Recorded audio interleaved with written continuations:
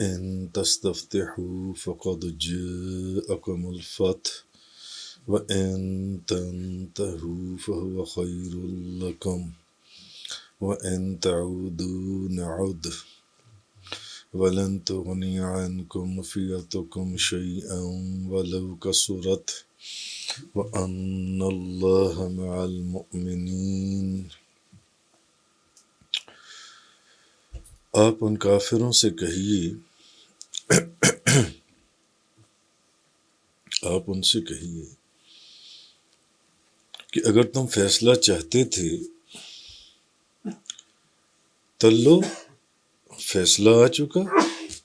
فیصلہ تو تمہارے سامنے آ چکا۔ وَإِن تَنْتَهُوا فَهُوَ خَيْرٌ لَكُمْ، اور اگر تم کفر اور شرک سے باز آ جاؤ تو یہ تمہارے لیے بہت بہتر ہے۔ وَإِن تَعُودُوا نَعُدْ، اور اگر تم نے پھر یہی حرکت کی تو پھر ہم تمہیں سزا دیں گے۔ وَلَن تُغْنِيَ عَنْكُمْ فِئَتُكُمْ شَيْئًا وَلَوْ كَثُرَتْ، اور تمہارا گروہ خواہ کتنا زیادہ ہو وہ تمہارے کسی کام نہیں آ سکے گا، کسی کام نہ آ سکے گا۔ وَأَنَّ اللَّهَ مَعَ الْمُؤْمِنِينَ، اور بے شک اللہ مومنوں کے ساتھ ہے۔ وَأَنَّ اللَّهَ مَعَ الْمُؤْمِنِينَ۔ اب آج سورۃ الانفال آیت نمبر 19 سے 92۔ اور آپ جانتے ہیں کہ پیچھے جنگ بدر کا، غزوہ بدر کا ذکر گزر رہا ہے، چل رہا ہے کہ کیسے وہاں جو واقعات پیش آئے، اور پھر جیسے کہ نبی کریم صلی اللہ علیہ وسلم نے وما رمیت اذ رمیت، کہ وہ کس طریقے سے نبی کریم صلی اللہ علیہ وسلم نے جو خاک کی مٹھی تھی ان کی آنکھوں کی طرف، ان کی طرف پھینکی، اور پھر کس طریقے سے کافر ذلیل ہوئے اور وہ کٹ کٹ کر گرنے لگے، اور پھر فرشتوں کا بھی اس غزوہ بدر کے اندر شامل ہونا، اور پھر صحابہ کرام کا ان کو گرفتار کرنا، ان کا لشکر عظیم ہونا، صحابہ کرام کی تعداد بہت تھوڑی ہونا، اس کے باوجود اللہ کا فتح عطا فرمانا، یہ وہ چیزیں تھیں۔ تو اب اصل میں جو ان سے فرمایا یہ جا رہا ہے، اب کفار کی طرف کہا یہ جا رہا ہے کہ یہ بات کہ کافر جب اصل میں مکہ مکرمہ سے روانہ ہوئے تو کافروں نے کیا، انہوں نے غلاف کعبہ کو پکڑ کر تو انہوں نے دعا مانگی، کافروں نے تو انہوں نے دعا مانگی، انہوں نے کہا کہ اے اللہ، ہم دونوں فریقوں میں، جو جنگ کے دونوں فریق ہیں، ہم دونوں فریقوں میں سے جو زیادہ مہمان نواز ہے اور جو زیادہ صلہ رحم والا فریق ہے اور جو قیدیوں کو زیادہ آزاد کرنے والا ہے، یا بعض روایات میں آتا ہے کہ انہوں نے کہا کہ ہم میں سے جو حق پر ہے، ہم میں سے جو حق پر ہے، یا اللہ تو اس کی مدد فرما۔ جب غزوہ بدر کے لیے چلنے لگے، حالانکہ ان کو وہ جو خواب سنایا گیا جس پر ابو جہل نے کہا کہ تم مردوں کی نبوت کی طرف تو ابھی مانے نہ تھے کہ تم عورتوں کی نبوت کو ماننا شروع ہو گئے، تو اب انہوں نے چلتے وقت غزوہ بدر سے غلاف کعبہ کو پکڑ کر دعا کی کہ یا اللہ جو حق پر ہے جو حق پر ہے تو اس کی مدد فرما، اگر تو محمد صلی اللہ علیہ وسلم اگر وہ حق پر ہیں تو انہیں فتح عطا فرما، اور اگر ہم حق پر ہیں، کافروں نے کہا، تو پھر ہمیں ان پر غلبہ عطا فرما۔ تو اصل میں اب یہ کافروں سے کہا جا رہا ہے کہ تم نے جو دعا مانگی تھی وہ قبول ہو گئی، تم نے جو دعا مانگی تھی وہ قبول ہو گئی، تو جو حق پر تھا وہ غالب ہوا، کافر ذلیل ہوئے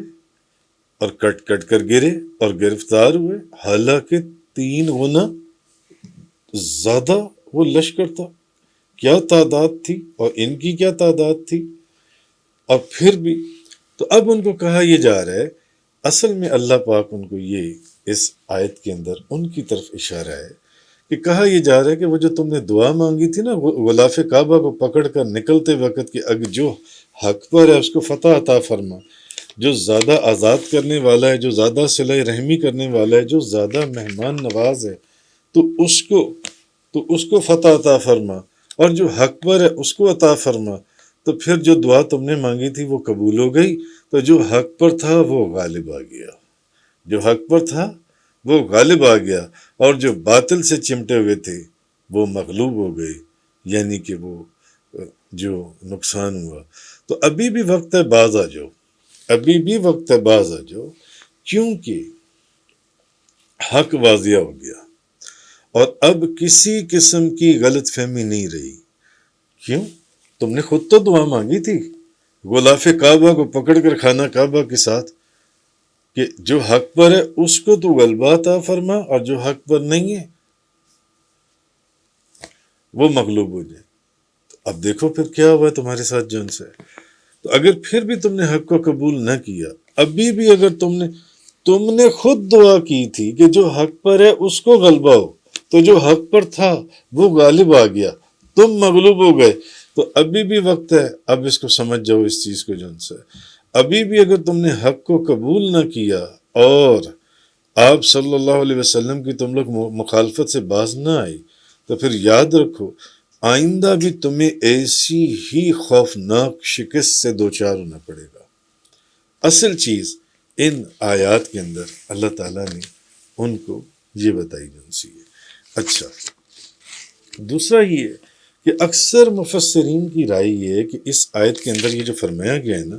کہ آپ ان کافروں سے کہیے کہ اگر تم فیصلہ چاہتے تھے تو لو، فیصلہ تمہارے سامنے آ چکا ہے، اور اگر تم کفر اور شرک سے، اور اگر تم باز آ جاؤ، یعنی کفر اور شرک سے، یعنی کفر اور شرک سے، کیونکہ بعض مفسرین نے کہا ہے کہ اس میں خطاب کفار سے ہے، اور کثرت مفسرین نے کہا ہے کفار سے ہے، لیکن بعض مفسرین نے کہا ہے کہ اس سے خطاب مسلمانوں کو بھی ہے، مگر پھر اس کی تفسیر جون سی ہے اسی کے مطابق ہوگی جو اس کا سیاق و سباق کانٹیکسٹ یا جس پرسپیکٹو کے اندر یہ پچھلی آیات بیان ہو رہی ہیں۔ تو اب فرمایا یہ جا رہا ہے کہ اگر تم باز آ جاؤ تو یہ تمہارے لیے بہتر ہے، اور اگر تم نے پھر یہی حرکت کی تو ہم پھر تمہیں یہی سزا دیں گے، پھر تمہیں یہی سزا دیں گے، تمہارا اور تمہارا گروہ خواہ کتنا زیادہ ہو وہ تمہارے کسی کام نہ آ سکے گا، تمہارا گروہ بھلے جتنا زیادہ ہو، اور بے شک اللہ کس کے ساتھ ہے؟ مومنوں کے ساتھ ہے، اللہ پاک نے فرما دی۔ تو دعا تو تم نے خود مانگی تھی جون سی ہے۔ تو اصل چیز یہ کہی جا رہی ہے، یعنی اگر تم اپنے کفر اور مسلمانوں سے لڑنے سے باز آ جاؤ تو اس میں تمہارا ہی بھلا ہے، اپنے کفر سے بھی باز آ جاؤ اور مسلمانوں سے لڑنے سے بھی باز آ جاؤ، اس میں تمہارا ہی بھلا ہے۔ معلوم ہوا کہ ہماری اگر کوئی شخص نیکی کرتا ہے تو اس کی نیکی کا فائدہ کس کو ہوتا ہے؟ خود اسی کو ہوتا ہے جو شخص نیکی کرتا ہے۔ تو اللہ اور اس کے رسول پر تمہارا کوئی احسان نہیں ہے، اس لیے سمجھو اس بات کے اوپر، اگر ابھی بھی مسلمانوں سے لڑنے سے باز آ جاؤ گے تو اس میں تمہارا بھلا ہوگا۔ تو دوسری بات یہ کہ یہ غیب کی خبر ہے جو اللہ نے پوری فرما دی کہ حضور کے زمانے میں اور صحابہ کرام کے عہد خلافت میں، جیسے کہ جنگ بدر اور غزوہ بدر کے اندر ہوا کہ تھوڑے سے لوگ تھے مگر کتنے لشکر عظیم کے اوپر کافروں کے غالب آ گئے۔ اسی طرح جنگ یرموک کے اندر جو حضرت فاروق اعظم کے زمانے میں ہوئی، عیسائی 7 لاکھ تھے اور مسلمان کتنے تھے؟ 40,000۔ کہاں 7 لاکھ بندہ اور کہاں ادھر 40,000 بندہ، مگر وہ جو 40,000 تھا اس کو 7 لاکھ کے اوپر فتح حاصل ہوئی۔ یہ بات سمجھنے والی ہے، کوئی طاقت ہے جو ان مسلمانوں کے ساتھ ہے، کوئی طاقت ہے جو حضور کے غلاموں کے ساتھ ہے، کوئی طاقت ہے جو ان مومنوں کے ساتھ ہے، ایمان والوں کے ساتھ ہے۔ تو آج بھی اگر مسلمان آپس میں ایک ہو جائیں، اتفاق ہو جائے، پیار ہو جائے، محبت ہو جائے، یگانگت ہو جائے، تو پھر وہ آج بھی بھلے کفار کی جو مرضی تعداد ہے اس کے اوپر وہ فتح حاصل کر سکتی ہیں۔ تو بہرحال اکثر مفسرین کی رائے یہ ہے کہ یہ خطاب کافروں کی طرف متوجہ ہے، یہ جو خطاب ہے جن سے۔ تو اچھا، مگر اگر ان آیات کا تعلق فرض کر لیں کہ مسلمانوں سے ہوں، کافروں سے نہ ہوں، یہ جو آیت میں نے آپ کے سامنے بیان کی ہے، اگر اس کا تعلق مسلمانوں سے ہو، تو پھر جیسے کہ بعض مفسرین کی رائے ہے کہ اس میں خطاب جو ان سے یہ مسلمانوں سے ہے، تو پھر اس کی تفسیر اس طرح ہوگی کہ نبی کریم صلی اللہ علیہ وسلم اور مسلمانوں نے جب کافروں کے بہت بڑے لشکر کو دیکھا تو آپ پیچھے غزوہ بدر کے بیان میں پچھلی آیات کے اندر یہ پڑھ آئے ہیں کہ نبی کریم صلی اللہ علیہ وسلم نے دعا مانگی تھی اور آپ سرکار کے آنسو جاری تھے جب آپ کی چادر مبارک نیچے گر گئی تھی تو حضرت ابوبکر صدیق نے آپ سے لپٹ گئے اور فرمایا آپ کی دعا قبول ہوگی۔ اچھا، اب اگر فرض کر لیں، مگر کثرت مفسرین کی یہی کہتی ہے کہ یہ آیت کفار کے متعلق ہے، کیونکہ انہوں نے غزوہ بدر کے اوپر نکلنے سے پہلے یہ دعا کی تھی جو حق پر ہے وہ غالب آئے اور جو نہ حق یا باطل کے اوپر ہے وہ مغلوب ہو جائے۔ تو اب اگر بعض مفسرین نے کہا کہ نہیں یہ مسلمانوں کے لیے یہ آیت ہے، تو پھر یہ کہ اس کی تفسیر پھر ایسے ہوگی کہ نبی پاک صلی اللہ علیہ وسلم اور مسلمانوں نے کافروں کے بہت بڑے لشکر کو دیکھا تو نبی کریم صلی اللہ علیہ وسلم اور صحابہ کرام نے، اب آپ کو وہ بات یاد آ گئی ہوگی جب ایک دن پہلے جب گڑ گڑا کر فتح اور نصرت کی دعا کی تھی، تو اے اللہ تو نے کافروں کی دو جماعتوں میں سے، حضور نے فرمایا تھا دو جماعتوں میں سے ایک جماعت کا ہم سے وعدہ کیا ہے۔ ایک جماعت کون سی تھی؟ جو مکہ مکرمہ سے آ گئے تھے لڑنے کے لیے ابو جہل کی سرپرستی میں، اور ایک وہ قافلہ تھا جو ابو سفیان کی سرپرستی میں وہاں سے نکل گیا تھا، ساحل سمندر کی طرف چلا گیا تھا۔ تو حضور نے فرمایا تو نے ہم سے دو جماعتوں کا وعدہ کیا تھا جن سے، تو ہمیں عطا فرما۔ تو اللہ تعالیٰ نے فرمایا تم نے ہم سے فتح مانگی تھی، لو اب فتح آ گئی، اب فتح آ گئی۔ تو اگر اب بھی مثلا جیسے اس صورت کے شروع میں آیت نمبر 1 سے جیسے مال غنیمت کے اوپر ایک جھگڑا ہوا تھا یا ایک اختلاف ہوا تھا صحابہ کرام کے اندر، ایک جماعت نے کہا کہ مال غنیمت اس کا حق ہے جس نے اکٹھا کیا، دوسرے نے کہا کہ نہیں مال غنیمت اس کا حق ہے جو کافروں کے ساتھ جنگ لڑ رہے تھے تب بھی تو تم نے مال غنیمت اکٹھا کیا، تیسری جماعت کا کہنا تھا کہ ہم نے نبی کریم صلی اللہ علیہ وسلم کو اپنے سرکل میں لیا ہوا تھا، یہ سب سے زیادہ ہمارا حق ہے۔ تو اثر یہ چیز فرمائی جا رہی ہے کہ اگر بہتر ہے اب ان جھگڑوں سے باز آ جاؤ، تو اگر ابھی بھی تم ان جھگڑوں کے باز نہ آئے تو پھر تمہاری مدد کرنے سے ہم رک جائیں گے، تو کیونکہ ہم نے تم سے جو فتح اور نصرت کا وعدہ کیا ہے وہ اس کنڈیشن کے اوپر ہے کہ تم دائماً ہماری اطاعت کرو گی۔ لیکن میں نے آپ کو اس آیت کا سارا کانٹیکسٹ جو ان سے وہ سارا بتا دیا۔ آگے فرمایا اللہ تبارک و تعالیٰ نے یا ایھا الذین آمنوا اطیعوا اللہ ورسولہ، اے ایمان والو اللہ اور اس کے رسول کی اطاعت کرو، اے ایمان والو اللہ اور اس کے رسول کی اطاعت کرو۔ وَلَا تَوَلَّوْا عَنْهُ وَأَنْتُمْ تَسْمَعُونَ، اور اس سے اعراض نہ کرو جبکہ تم سن رہے ہو۔ اے ایمان والو اللہ اور اس کے رسول کی اطاعت کرو اور اس چیز سے اعراض نہ کرو جبکہ تم سن رہے ہو۔ نبی کریم صلی اللہ علیہ وسلم، اب اصل میں مسلمانوں کو یہاں یہ فرمایا گیا کہ جب تم کسی چیز کے متعلق اللہ کے رسول کا حکم سن رہی ہو تو پھر تم اس کی اطاعت کرو اور اس حکم سے اعراض نہ کرو۔ جیسے کہ پچھلی آیت میں تو وہ سارا جنگ بدر کا آپ کے سامنے آ گیا۔ اب جنگ کے دوران ظاہر ہے جو کمانڈر ہوتا ہے اس کے کئی حکم آتے ہیں، تو ابھی اگلی آیت کے اندر یہ فرمایا کہ اے ایمان والو اللہ اور اس کے رسول کی اطاعت کرو اور اس چیز سے اعراض نہ کرو جب کہ تم سن رہے ہو اللہ کے رسول کا حکم۔ تو اب اس آیت کے اندر کہا یہ جا رہا ہے کہ جب تم کسی چیز کے متعلق نبی پاک صلی اللہ علیہ وسلم کا حکم سن رہے ہو تو پھر اس حکم کی مکمل اطاعت کرو اور اس سے اعراض نہ کرو، کیونکہ نبی کریم صلی اللہ علیہ وسلم کے حکم کی اطاعت واجب فرض ہے، اور جب رسول اللہ صلی اللہ علیہ وسلم مسلمانوں کو کوئی حکم دیں تو ان کے لیے اس حکم پر عمل کرنے یا عمل نہ کرنے کا اختیار باقی نہیں رہتا، کہ وہ یہ سوچ میں بھی پڑیں جس چیز کا انہیں حکم دے دیا جائے کہ اس کام کو کرو، اللہ پاک نے فرمایا کہ وہ ان کے لیے اس حکم پر عمل کرنے یا عمل نہ کرنے کا ان کے پاس اختیار باقی نہیں ہے۔ صحابہ کرام کو بھی یہ چیز سمجھائی جا رہی ہے، جو حکم دے دیا گیا بس اس کے پر عمل کرنا ہے تم نے، جیسے سورۃ الاحزاب کے اندر،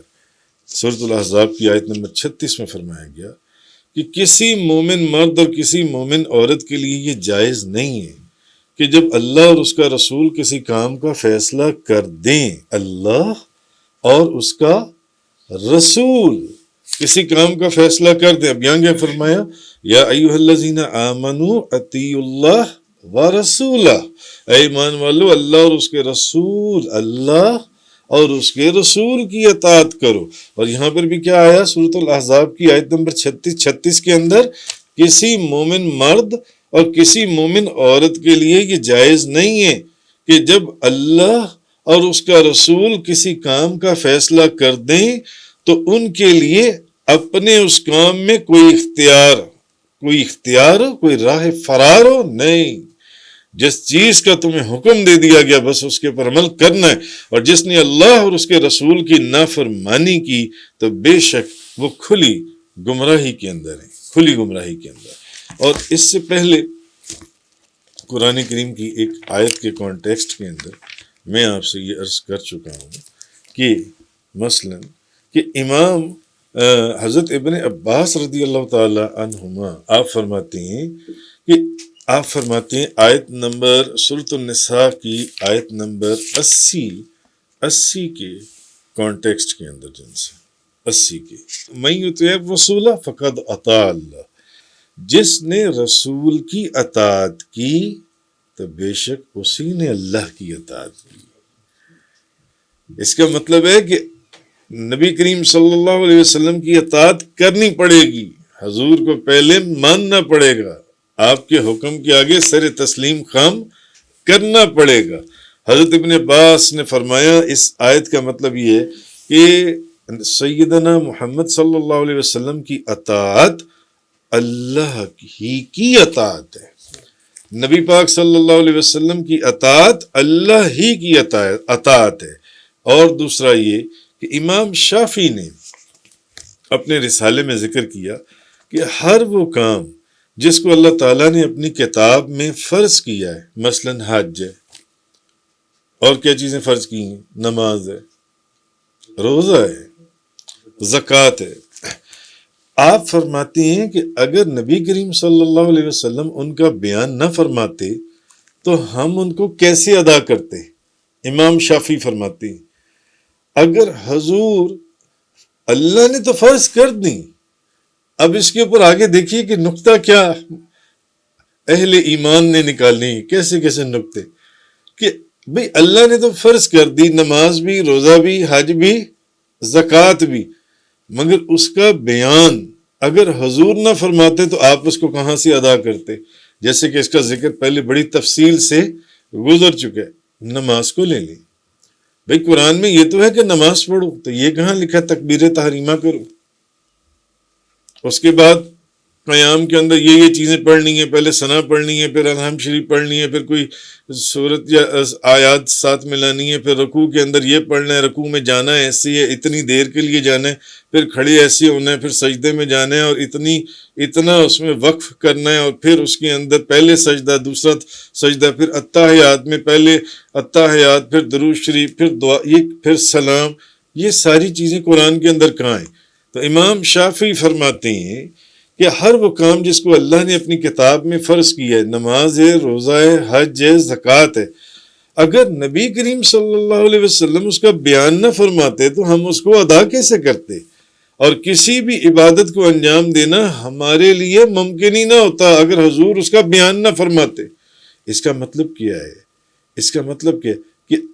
بات پھر وہی آ گئی کہ نبی کریم صلی اللہ علیہ وسلم کی اطاعت ہی اللہ کی اطاعت ہے، نبی کریم صلی اللہ علیہ وسلم کی اطاعت.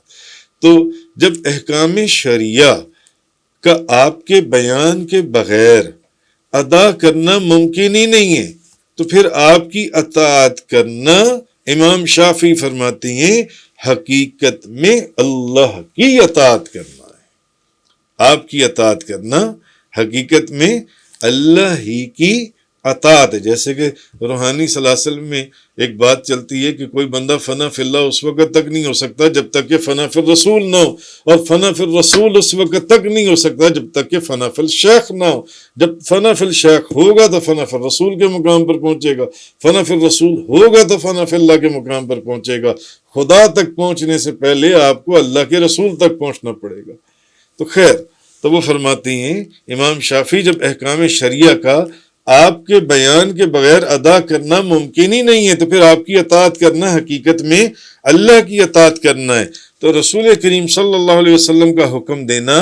اللہ کا حکم دینا ہے، آپ کا منع کرنا اللہ کا منع کرنا ہے، آپ کا وعدہ اللہ کا وعدہ ہے، آپ کی وعید اللہ کی وعید ہے، آپ کی رضا اللہ کی رضا ہے، اور آپ کا غضب اللہ کا غضب ہے. اس لیے آپ کو اعزا دینا اللہ کو اعزا دینا ہے، اور آپ سے محبت اللہ سے محبت ہے، اور آپ سے تعلق اللہ سے تعلق ہے. یہ چیز مفسرین نے فرمائی. تو اب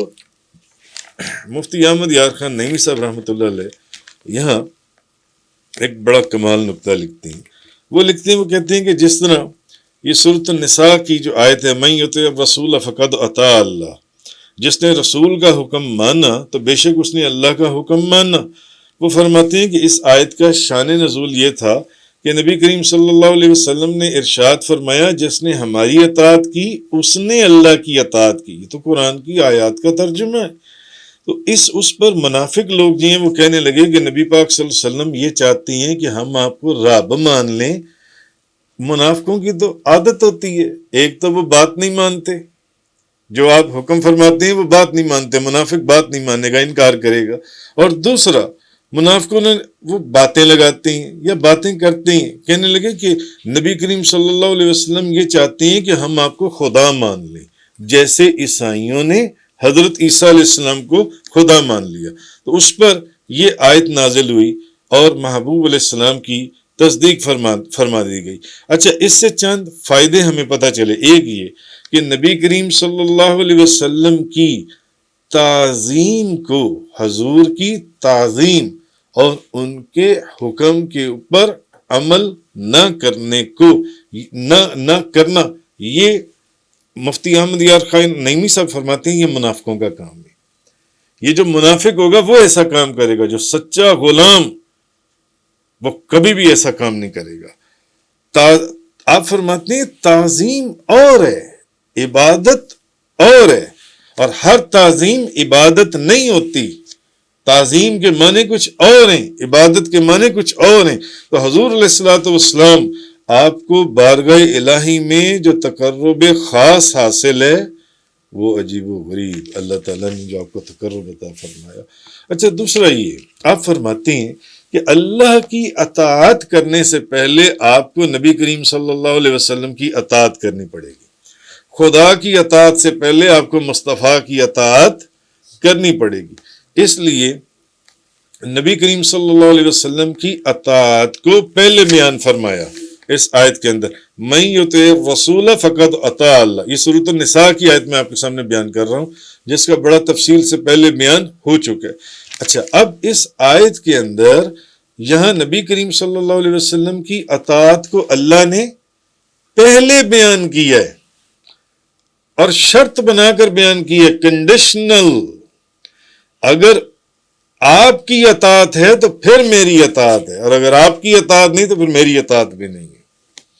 اگر آپ کی اطاعت نہیں ہے تو پھر دفع ہو جاؤ یہاں سے، مجھے تمہاری کوئی ضرورت نہیں ہے۔ کس ایمان کو لے کر آئی ہو؟ کون سا کلمہ پڑھ رہی ہو؟ نہیں۔ تو حضور کی اطاعت کو پہلے بیان فرمایا اور شرط بنا کر کنڈیشنل بیان فرمایا، اور جو اطاعت الہی ہے اس کو جزا بنا کر بعد میں ارشاد فرمایا۔ تو اب اصل چیز یہ ہے کہ جب حضور علیہ الصلوۃ والسلام نے فرمایا کہ اب وہ ایک مثال دیتی ہیں مفتی احمد یار خان، وہ فرماتی ہیں کہ حضور نے ارشاد فرمایا، مسلمانوں تم پر اللہ نے 5 نمازیں فرض فرمائی ہیں۔ تم پر اللہ نے کتنی نمازیں فرض فرمائی ہیں؟ 5 نمازیں فرض فرمائی ہیں۔ اچھا، اب قرآن کی یہ آیت پاک ہم پر نازل ہو گئی، من یطع الرسول فقد اطاع اللہ۔ اچھا، مسلمانوں تم پر اللہ نے کتنی نمازیں فرض کی؟ 5 نمازیں فرمائی، اور قرآن کی یہ آیت بھی ہم پر نازل فرما دی اللہ تعالیٰ نے جو ان سے۔ تو پہلے ہم اس حکم کو مانیں گے، پہلے ہم اس حکم کو مانیں گے، تو یہ اطاعت حضور نبی کریم صلی اللہ علیہ وسلم کی ہوئی۔ یہ اطاعت کس کی ہوئی؟ نبی کریم صلی اللہ علیہ وسلم کی۔ پھر ہم نے نماز ادا کی۔ بھئی حکم مانیں گے تو نماز ادا کریں گے نا، حکم مانیں گے تو نماز ادا کریں گے۔ تو پہلے اطاعت حضور کی ہوئی، اس کے بعد آپ نے نماز ادا کی، اس کے بعد، اور یہ اطاعت الہی ہوئی۔ تو حقیقت یہ ہے کہ کلمہ طیبہ کے اندر حضور نبی کریم صلی اللہ علیہ وسلم کا نام مبارک لا الہ الا اللہ کے بعد ہے۔ کلمے کے اندر حضور کا نام لا الہ الا اللہ کے بعد ہے، مگر ایمان کے اندر حضور نبی کریم صلی اللہ علیہ وسلم پر ایمان لانا مقدم اور پہلے ہے۔ بھئی اگر حضور کے اوپر ایمان لائے بغیر آپ لا الہ الا اللہ پڑھتے رہو تو اس کا آپ کو کیا فائدہ ہوگا؟ وہ اس کا تو کوئی فائدہ بھی نہیں ہوگا۔ بات سمجھیے آپ میری؟ یعنی کہ کلمہ طیبہ کے اندر آپ فرماتے ہیں کہ نبی کریم صلی اللہ علیہ وسلم کا نام پاک لا الہ الا اللہ کے بعد ہے، مگر ایمان کے اندر نبی کریم صلی اللہ علیہ وسلم، ایمان میں حضور پر ایمان لانا مقدم ہے اور پہلے ہے۔ کیوں؟ حضور پر ایمان لانے کے بعد جب آپ لا الہ الا اللہ کہو گے تو اب آپ کے اوپر مومن کی مہر لگے گی۔ اگر حضور کے اوپر ایمان آپ نہیں لائے اور آپ لا الہ الا اللہ پڑھتے رہو تو وہ تو پہلے بھی بہت لوگ پڑھتے تھے جو جہنمی ہوئے اور کافر ہوئے جن سے۔ تو اصل چیز یہ چیز تھی سمجھنے والی اس آیت کے اندر۔ تو فرمایا یا ایھا الذین آمنوا اطیعوا اللہ ورسولہ، اے ایمان والو اللہ اور اس کے رسول کی اطاعت کرو، وَلَا تَوَلَّوْا عَنْهُ وَأَنْتُمْ تَسْمَعُونَ، اور اس سے اعراض نہ کرو جبکہ تم سن رہے ہو۔ تفسیر قرآن کا یہ لیکچر انگلش میں سننے کے لیے براہ کرم ڈسکرپشن میں موجود لنک پر کلک کریں۔